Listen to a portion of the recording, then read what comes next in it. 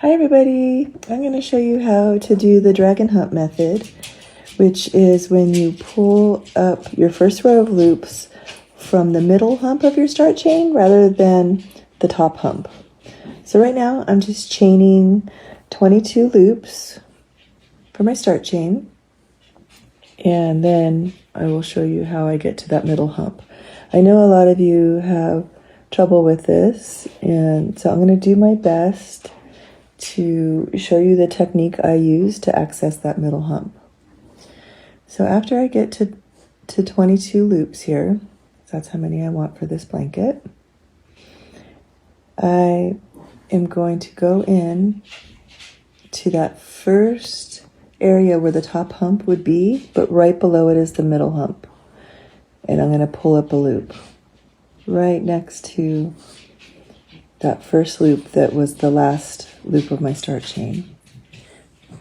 And then I'm going to go right next to it, and I'm going to go right in there. And I'm going to show you how I do it by using my index finger to just make it isolated and show you where it is. You can maybe zoom in and just see where I'm putting my little index finger there, and that's the middle hump. So you can see the bottom hump below it, and it's not the top hump. It's right there in the middle. I know it can be hard to find, but maybe if you use your index finger like that, it might be helpful. See how it's right in the middle right there. Right in the middle. And you just go all the way down and pull up those loops.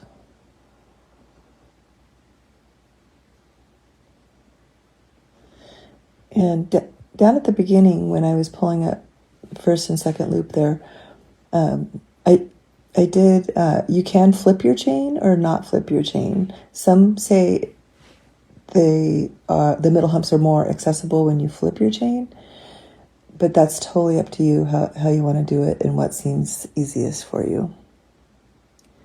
And then you just pull up the last loop of your start chain, becomes your first loop of this row.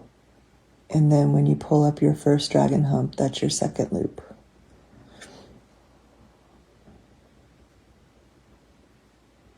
So you can just see how I'm pulling them up, and I'm getting down here towards the end.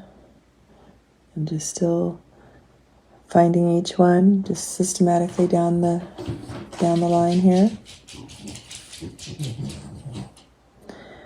That last one can be a little bit more difficult because we're down by the slip knot, but it's there. And you just find it right in there next to the slip knot.